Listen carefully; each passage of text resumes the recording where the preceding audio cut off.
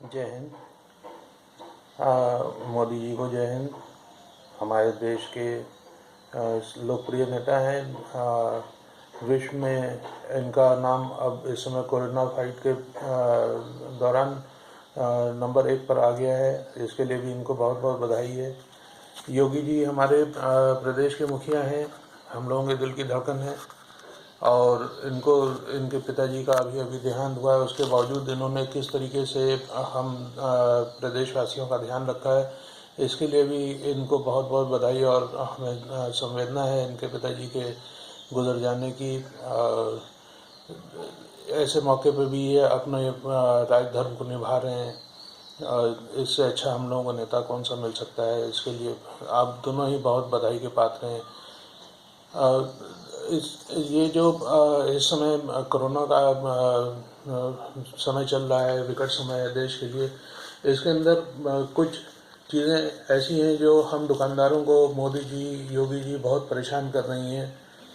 मैं इस सिलसिले से सारी बातें आपके सामने रखना चाहूँगा कि देखिए, बम्बई में जो कोरोना के केसेस न घटने की जो वजह आ रही है, वो जो है इच्छा शक्ति की कमी उनके अंदर है।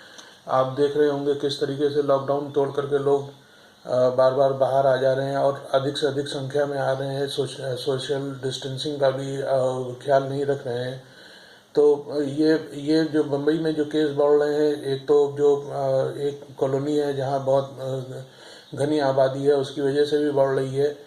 लेकिन उसके अलावा भी जो ये आपका उद्धव जी इस समय जिस तरीके से केस को हैंडल कर रहे हैं, वो तरीका मतलब जो है ऐसा, अगर बीजेपी वहाँ पे होती तो इस तरह ना होता।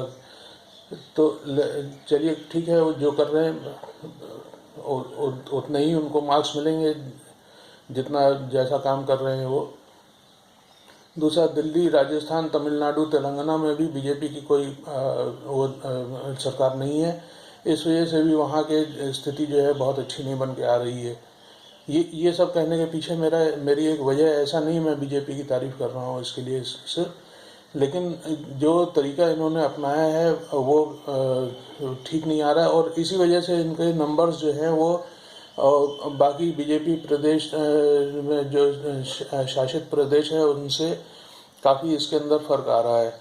दिल्ली में भी जो है जिस तरीके से वर्कर्स का ध्यान रखा जा रहा है, वो आप लोगों से जो है आपकी जानकारी में नहीं होगा, ऐसा नहीं है, आपकी पूरी जानकारी में होगा। राजस्थान में भी अगर कोटा में बच्चों को अगर कुछ आराम वहाँ की सरकार दे रही होती तो इस तरीके से बच्चों को वहाँ से ना मंगवाना पड़ता यूपी के अंदर। तमिलनाडु अपने किस्म से काफ़ी अच्छा काम कर रहा है, लेकिन जमात ने वहाँ के हालात ख़राब कर रखे हैं। तेलंगाना भी अपने हिसाब से ठीक काम कर रहा है, लेकिन जो है इनके अच्छे काम करने की वजह है कि इनके सेंटर के साथ कोलैबोरेशन अच्छा है और ये सेंटर की बात को समझते हुए अपने प्रदेश के साथ जो अच्छे से अच्छा हो सकता है वो कर रहे हैं। मध्य प्रदेश में शिवराज जी की सरकार जो है तुरंत ही आई थी, वैसे ही उन्होंने काम करना शुरू कर दिया। उससे पहले कांग्रेस की सरकार थी, उन्होंने इस तरफ ज़रा सा भी ध्यान नहीं दिया। वो कुछ फिल्मी प्रोग्राम कुछ होने वाला था, उसकी तरफ उनका ज़्यादा जो है ध्यान था, न कि ये जो हमारे पास इतनी बड़ी त्रासदी पूरी दुनिया में छाने वाली है इसकी तरफ उनका ध्यान नहीं था। खैर, शिवराज जी भी अब आए हैं, अब उन्होंने मंत्रिमंडल का विस्तार किया है और वो भी जो है इस तरफ आगे बढ़ रहे हैं और मुझे उम्मीद है कि मध्य प्रदेश को भी संभाल ले जाएंगे। लेकिन जिस हिसाब से भोपाल, इंदौर वगैरह से केसेस आ रहे हैं, ये भी बहुत दुख देने वाले हैं। इस तरीके से पब्लिक को जिस तरीके से नहीं चलना चाहिए था उस तरीके से चल रही है। मुझे लगता है कि शिवराज जी ने बहुत समय राज किया है और वो इस स्थिति को जो है अच्छा ले जाएंगे, आगे ले जाएंगे। इसके बाद मैं आपका ध्यान आकर्षित करना चाहता हूँ कि जो है गुजरात और उत्तर प्रदेश में मुझे महसूस हो रहा है कि ये एक साजिश चल रही है। गुजरात में जो एकदम से इसके नंबर बढ़े हैं और उत्तर प्रदेश में योगी जी की वजह से ही नंबर नहीं बढ़ पा रहे हैं, अन्यथा यहाँ पे नंबर बहुत बढ़ सकते थे और अभी बढ़ने की उम्मीद है, क्योंकि कई चीज़ें ऐसी हैं जो यहाँ पे अभी छुपी हुई हैं जो और मतलब लाइट में नहीं आई हैं। और तो ये दो प्रदेश जो हैं ये एक साजिश के तहत काम कर रहे हैं। इनकी साजिश यही है कि इनको बीजेपी आने के बाद कुछ इनके अंदर एक नफ़रत का माहौल आ गया है और जिसकी वजह से पूरे देश को जो है नुकसान पहुंचाने में लग गए हैं। इनमें से अधिकतर जो लोग, मुझे ऐसा महसूस हो रहा है कि ये जो है सारे के सारे जमात से जुड़े हुए लोग हैं। और यूपी में भी जो स्थिति खराब हुई है वो जमात के कारण ही हुई है। आज लगभग आप देखिएगा तो 30 दिन हो चुके हैं, महीना भर हो गया, हम सारे व्यापारी परेशान हैं, अब अपना अपना काम धंधा छोड़ के बैठे हुए हैं। तो उसके बावजूद भी कल भी जो है 150 जमाती जो है, खबर आई है कि 48 घंटे के अंदर 150 जमाती और भी पकड़े गए। अब ये बतलाइए, इस तरीके से अगर हम लोग अपना काम धंधा छोड़ के आप लोगों के सहयोग में लगे हुए हैं, तो उसके बाद भी जो है कुछ लोग प्रदेश के अंदर इतनी गंदगी फैलाने में लगे हुए हैं, तो ये जो है कहाँ तक हम व्यापारी वर्ग जो है इसको संभाल पाएंगे। आपकी तैयारी मैंने इंडिया टीवी पर पूरी देख ली है। 3 मई के बाद तक की आपकी जो भी आपकी तैयारी है, मैं उससे पूरी तरीके से संतुष्ट हूँ। इससे बेहतर कोई भी नहीं काम कर सकता जितना आप लोग काम कर रहे हैं। मोदी जी को खास तौर से मैं इसमें कहूँगा कि पूरी तरीके से संतुष्ट हूँ कि देश में आप किस तरीके का 3 मई के बाद का भी प्रोग्राम बना के बैठे हुए हैं। हम सारे व्यापारी वर्ग का आपके ऊपर पूरा भरोसा है कि आप देश के लिए जो भी करेंगे अच्छे से अच्छा करेंगे। दुनिया भर में देखिए ख्याति आपकी चारों तरफ फैल रही है। जो लोग नहीं मान रहे हैं वो ज़िंदगी भर नहीं मानते रहेंगे, आप मनाते रहेंगे। आपने हमेशा 130 करोड़ जो है भारतीयों की बात कही है, लेकिन ये 130 करोड़ भारतीय इस समय आपके साथ नहीं है। ये कुछ लोग हैं ऐसे, मुझे महसूस होता है कि कम से कम 10 करोड़ ऐसे लोग हैं जो आपके साथ नहीं है। आपके सत्ता में दोबारा आ जाने से इनके अंदर नफरत का बहुत ज़्यादा माहौल फैल गया है, जिसकी वजह से इस तरीके से इतनी गंदगी फैला रहे हैं कि मुझे सबकी नहीं चिंता, मुझे अपनी और अपने व्यापारी भाइयों की बहुत इसमें सबसे बड़ी चिंता है कि हम लोग कब तक के आप लोगों का साथ देंगे, कब तक हम लोग अपने घरों में बैठे रहेंगे। ये 30 दिन जो हम लोग निकले हैं, ये कोई बहुत आसान हम लोगों के लिए नहीं रहे हैं। और अभी भी जो है 10 दिन पड़े हुए हैं, और इसके बाद भी अभी कोई गारंटी नहीं है कि जो है ये लॉकडाउन अभी बढ़ेगा नहीं बढ़ेगा। इस बारे में भी अभी हम लोग जानकारी नहीं कर पा रहे हैं। बम्बई में कोरोना केस जो है घट भी नहीं रहे हैं। उसके अलावा भी वहाँ पे बम्बई में एक आदमी को अरेस्ट कर लिया गया कि उसने कहा कि हम मुसलमान आदमी से डिलीवरी नहीं लेंगे। तो मुसलमान पक्ष इस समय जो हरकत कर रहा है उसके अंदर इस तरीके के उनको जो इस्लामोफोबिया जो बार बार कहा जा रहा है, इस्लामोफोबिया हो गया है। तो इस्लामोफोबिया कोई हिंदू ने नहीं फैलाया है, ये सारा का सारा खेल इन्हीं लोगों का बनाया हुआ है और यही लोग इस खेल को खेल रहे हैं। कोरोना वॉरियर्स के ऊपर जितने भी हमले हुए हैं उसमें ज़्यादातर जो है मुस्लिम पक्ष सामने आ रहा है। पुलिस के ऊपर हमला हो रहा है, डॉक्टर्स के ऊपर हमला हो रहा है, नर्सेस के ऊपर हमला हो रहा है। इंदौर में हुआ है, यहाँ यूपी में भी कई जगह हुआ है। अभी कल भी पुलिस वालों के ऊपर यहाँ हमारे यूपी में जो है पत्थरबाजी हुई है। अब ये लोग नहीं समझ पा रहे हैं कि पुलिस और जो नर्स हैं, डॉक्टर्स हैं, ये आप लोगों की सेवा करते करते ये खुद भी जो है कोरोना से ग्रसित हो जा रहे हैं। इनमें से कई लोग अब मृत्यु को प्राप्त हो चुके हैं। तो ये इतनी सेवा करने के बाद भी इनको इनाम देखिए आप लोग क्या दे रहे हैं। हॉट स्पॉट जितने भी हैं ये मुसलमान इलाकों में ही निकल करके आ रहे हैं। ऐसा क्यों है? तो कुछ ना कुछ तो देखिए षड्यंत्र चल रहा है, देश के प्रति षड्यंत्र चल रहा है, आपके प्रति, योगी जी के प्रति ये जो षड्यंत्र चल रहा है, ये हम लोग वाकई बहुत परेशान हो चुके हैं इससे कि हम लोग अपनी कुर्बानी पे कुर्बानी देने पे लगे हुए हैं। जितने व्यापारी वर्ग है वो शांति से बैठा हुआ है, उसके बावजूद भी जो है उसको अभी उम्मीद कहीं से कोई ऐसी रोशनी की किरण नहीं नज़र आ रही है कि अभी और अपनी वो दुकान खोल पाएगा, नहीं खोल पाएगा, क्या कर पाएगा। ये जो हॉट स्पॉट्स हैं इसके अंदर रेजिडेंट्स का कहना है कि हम लोगों को ज़रूरी चीज़ें सामान नहीं मिल पा रहे हैं और इस वजह से ये झगड़ा कर रहे हैं, बैरिकेड तोड़ रहे हैं।